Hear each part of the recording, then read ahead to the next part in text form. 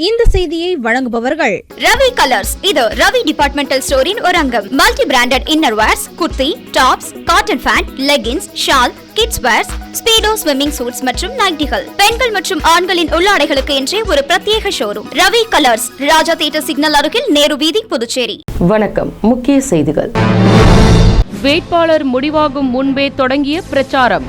புதுச்சேரியில் சூடுபிடிக்கும் தேர்தல் களம். அறுவை சிகிச்சை கூட உதவியாளர்கள் தேர்வு. பணி ஆணையினை வழங்கிய முதலமைச்சர் ரங்கசாமி.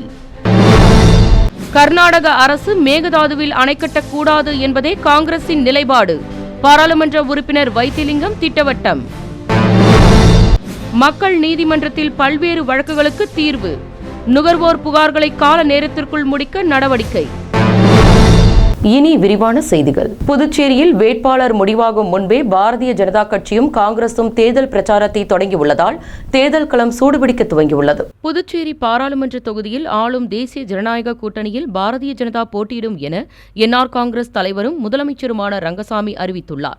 இதனை அடுத்து பாரதிய ஜனதா வேட்பாளரை தேர்வு செய்வதில் தீவிரம் காட்டி வருகின்றனர். இந்நிலையில் வேட்பாளர் தேர்வுக்கு முன்பாகவே பாரதிய ஜனதா தனது தேர்தல் பணியை தொடங்கிவிட்டது. மேலும் தாமரைக்கு வாக்களிப்போம் என்ற சுவர் விளம்பரம் செய்யும் பிரச்சாரத்தை கிராமங்கள் தோறும் பாரதிய ஜனதா கட்சி தொடங்கியுள்ளது. இதனை அமைச்சர் நமச்சிவாயம் சுவரில் தாமரை சின்னத்தை வரைந்து தொடங்கி வைத்து வருகின்றார். இதனால் கிராமப்புறங்களில் பல இடங்களில் தாமரை சின்னம் வரைந்துள்ளனர். மேலும் அதே நேரத்தில் எதிர்க்கட்சிகளான இந்தியா கூட்டணி சார்பில் புதுச்சேரி பாராளுமன்ற தொகுதி பங்கீடு தொடர்பாக தமிழகத்தில் பேச்சுவார்த்தை நடைபெற்று வருகின்றது. மேலும் புதுச்சேரி தொகுதி யாருக்கு ஒதுக்கப்படும் என்பதே இன்னும் முடிவு செய்யப்படவில்லை. காங்கிரசும் திராவிட முன்னேற்றக் கழகமும் புதுச்சேரி தொகுதியை பெறுவதில் முனைப்போடு உள்ளனர். இந்நிலையில் கை சின்னத்திற்கு வாக்கு கேட்கும் படலத்தை காங்கிரசும் தொடங்கியுள்ளது. மேலும் புதுச்சேரி நகரப்பகுதியில் பல இடங்களில் நமது சின்னம் கை என குறிப்பிட்டுள்ளது. அகில இந்திய காங்கிரஸ் தலைவர்கள், புதுச்சேரி தலைவர்கள் புகைப்படங்களோடு புதுச்சேரி பிரதேச காங்கிரஸ் கமிட்டி என சுவர் ஒட்டிகள் ஒட்டப்பட்டுள்ளது. மேலும் தேர்தலில் தொகுதி பங்கீடு வேட்பாளர் முடிவாகும் முன்பே புதுச்சேரி தொகுதியில் பாரதிய ஜனதா கட்சியும் காங்கிரசும் தேர்தல் பிரச்சாரத்தை தொடங்கியுள்ளதால் தேர்தல் களம் சூடுபிடிக்க துவங்கியுள்ளது. புதுச்சேரியில் அறுவை சிகிச்சை கூட உதவியாளர்களுக்கு பணி ஆணையினை முதலமைச்சர் ரங்கசாமி வழங்கினார். புதுச்சேரி அரசு மருத்துவமனை, ராஜீவ்காந்தி மகளிர் மற்றும் குழந்தைகள் மருத்துவமனை, காரைக்கால் அரசு மருத்துவமனையில் காலியாக உள்ள 33 அறுவை சிகிச்சை கூட உதவியாளர்கள் பணியிடங்களை நிரப்ப தேர்வு நடத்தப்பட்டது. இதில் முதல் கட்டமாக 18 பேர் தேர்வு செய்யப்பட்டனர். அவர்களுக்கு முதலமைச்சர் ரங்கசாமி தலைமையில் பணி ஆணையினை வழங்கும் நிகழ்ச்சி நடைபெற்றது. இந்நிகழ்ச்சியில் சட்டமன்ற உறுப்பினர் பாஸ்கர், சுகாதாரத்துறை இயக்குநர் ஸ்ரீராமுலு உள்ளிட்ட பலர் கலந்து கொண்டனர். கர்நாடக அரசு மேகதாதுவில் அணை கட்டக்கூடாது என்பது புதுச்சேரி மாநில காங்கிரஸ் கட்சியின் நிலைப்பாடு என மாநில காங்கிரஸ் கட்சியின் தலைவர் வைத்திலிங்கம் தெரிவித்துள்ளார். புதுச்சேரியில் உள்ள கடலோர மீனவ கிராமங்களில் கடல் அரிப்பை தடுக்க அரசு தூண்டில் வளைவு அமைக்க வேண்டும், அரியாங்குப்பம் ஆற்றினை தூர்வாரி ஆழப்படுத்திட வேண்டும், மீனவ மக்களை பழங்குடியினர் வரிசை பட்டியலில் சேர்க்க வேண்டும் உள்ளிட்ட பல்வேறு கோரிக்கைகளை மத்திய மாநில அரசுகள் நிறைவேற்றக் கோரி புதுச்சேரி மாநில மீனவர் காங்கிரஸ் சார்பில் அரியாங்குப்பம் தொகுதிக்குட்பட்ட பிரம்மன் சிலைக்கு அருகே கண்டன ஆர்ப்பாட்டம் நடைபெற்றது. இதில் காங்கிரஸ் கட்சியின் மாநில தலைவரும் பாராளுமன்ற உறுப்பினருமான வைத்திலிங்கம், முன்னாள் முதலமைச்சர் நாராயணசாமி உள்ளிட்ட 100க்கும் மேற்பட்ட மீனவ காங்கிரஸ் கட்சியினர் கலந்து கொண்டு கோரிக்கைகளை நிறைவேற்றக் கோரி கண்டன கோஷங்களை எழுப்பினர். இதனைத் தொடர்ந்து செய்தியாளர்களை சந்தித்த மாநில தலைவரும் பாராளுமன்ற உறுப்பினருமான வைத்திலிங்கம், மேகதாதுவில் அணை கட்டக்கூடாது என்ற கருத்தை கர்நாடக அரசிடம் பேசி எடுத்துக் கூறுவோம் எனவும், காவிரி மேலாண்மை கூட்டத்தில் அணை கட்டக்கூடாது என தமிழகம் மற்றும் புதுச்சேரி அரசுகள் வலியுறுத்தியுள்ள நிலையில் மேகதாதுவில் அணை கட்டக்கூடாது என்பது புதுச்சேரி மாநில காங்கிரஸ் கட்சியின் நிலைப்பாடு எனவும் தெரிவித்துள்ளார். இதனைத் தொடர்ந்து பேசிய அவர், 111 முறை புதுச்சேரியின் புதிய சட்டசபை கட்டுவோம் என சபாநாயகர் செல்வம் தெரிவித்திருந்த நிலையில் எந்தவொரு பதிலும் இதுவரை இல்லை என விமர்சனம் செய்த அவர், ஆளுநரிடம் புதிய சட்டப்பேரவை கட்டுவது தொடர்பான கோப்பு உள்ளதாக சபாநாயகர் செல்வம் நாடகம் ஆடுவதாக தெரிவித்தார். மேலும் சபாநாயகர் செல்வம் சபாநாயகராக இல்லை எனவும் கட்சியின் சட்டமன்ற உறுப்பினராக செயல்படுவதாகவும் குற்றம் சாட்டிய அவர், புதுச்சேரியில் இந்திய கூட்டணி வெற்றி உறுதி எனவும் திட்டவட்டமாக தெரிவித்துள்ளார். அங்க இருக்கக்கூடிய அரசாங்கத்தில் மறுபடியும் பேசும், எங்களுடைய கருத்தை எடுத்து சொல்வோம். ஏன்னா எப்படி காவிரி ஆணையத்தில் அவர் பேசியிருக்கிறாங்க. தமிழ்நாடும் சரி பாண்டிச்சேரியும் காவிரி ஆணையத்தில் அவங்க தங்களுடைய பதிவு செய்திருக்கிறாங்க. அந்த பதிவு மூலமாக நிச்சயமாக நல்ல விடை கிடைக்கும் என்று எதிர்பார்க்கிறோம். ஆமாம், புதுச்சேரி காங்கிரஸினுடைய நிலைப்பாடு தமிழகத்தில் இருக்கக்கூடிய அந்த திராவிட முன்னேற்ற கழகத்தினுடைய ஆட்சியாளர்களும் அதைத்தான் நினைத்துக் கொண்டிருக்கிறார்கள். மக்கள் நீதிமன்றத்தில் மாநில மற்றும் மாவட்ட நுகர்வோர் குறைதீர்வு ஆணையத்தின் மூலம் பல்வேறு வழக்குகளுக்கு தீர்வு காணப்பட்டது. மக்கள் நீதிமன்றத்தில் மாநில மற்றும் மாவட்ட நுகர்வோர் குறைதீர்ப்பு ஆணையத்தின் மூலம் பல்வேறு வழக்குகளுக்கு தீர்வு காணப்பட்டுள்ளது. தேசிய நுகர்வோர் பூசல்கள் துறை தேர்வு ஆணைய உத்தரவு மற்றும் வழிகாட்டுதலின்படி நுகர்வோர் புகார்களின் கால நேரத்திற்குள் செயல்முனைப்போடு கையாளப்பட்டு தீர்வு காண வேண்டும் என்று கிரெகாக் மத்தியஸ்ததா சமாதான அமைப்பு மத்திய அரசால் ஏற்படுத்தப்பட்டு அந்த முனைப்பின்படி நுகர்வோர் குறைதீர்ப்பு ஆணையத்தில் தேங்கி வரும் புகார்களை குறிப்பிட்ட காலகட்டத்தில் தீர்வு காண வேண்டும் என்ற நோக்கத்தோடு புதுச்சேரி யூனியன் பிரதேசத்தில் உள்ள மாநில மற்றும் மாவட்ட நுகர்வோர் குறைதீர்ப்பு ஆணையத்தில் மக்கள் நீதிமன்றம் மாவட்ட நுகர்வோர் ஆணைய தலைவர் முத்துவேல் மற்றும் உறுப்பினர்கள் ஆறுமுகம் ஆகியோர் அடங்கிய அமர்வு ஒன்று ஏற்படுத்தப்பட்டு மக்கள் நீதிமன்றம் நடைபெற்றது. இதில் பல்வேறு தரப்பட்ட வழக்குகளுக்கு தீர்வு காணப்பட்டு இந்த வழக்குகளுக்கான இழப்பீடு தொகையை சட்டத்துறை செயலர் கேசவன் வழங்கினார்.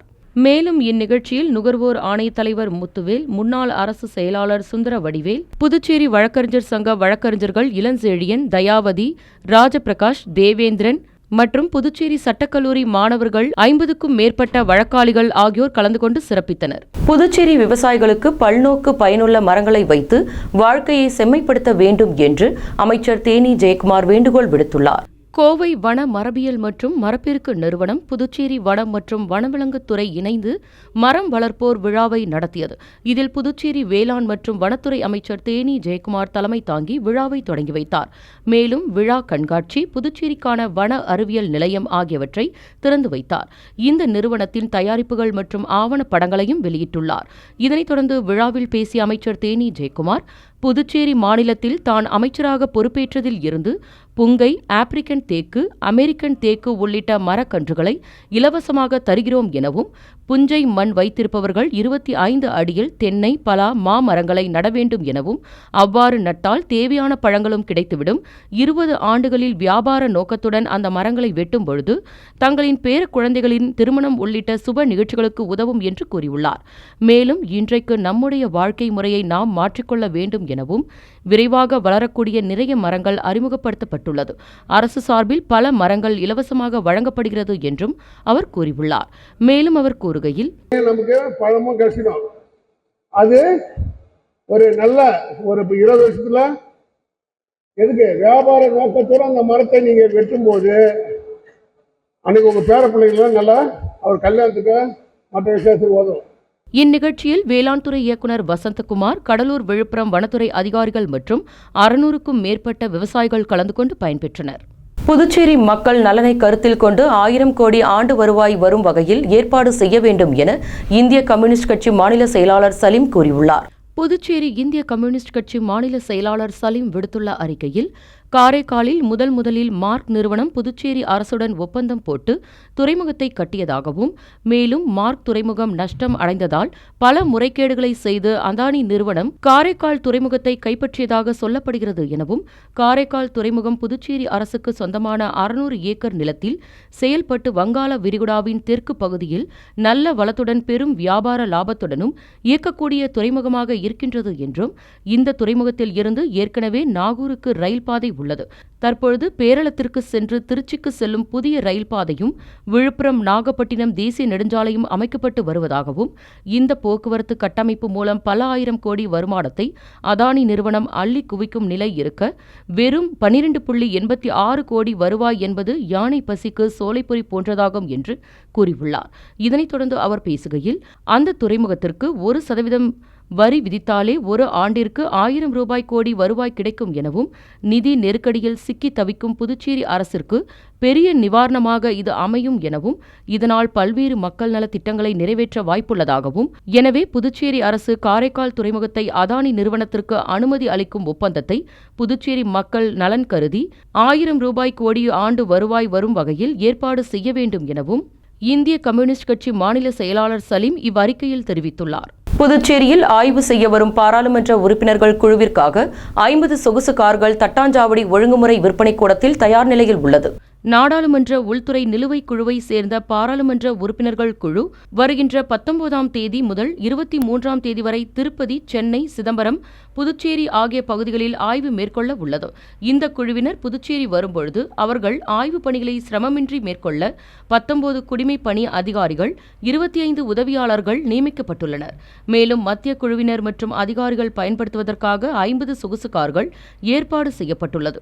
மேலும் இந்த கார்கள் தட்டாஞ்சாவடியில் உள்ள ஒழுங்குமுறை விற்பனை கூடத்தில் தயார் நிலையில் நிறுத்தி வைக்கப்பட்டுள்ளது.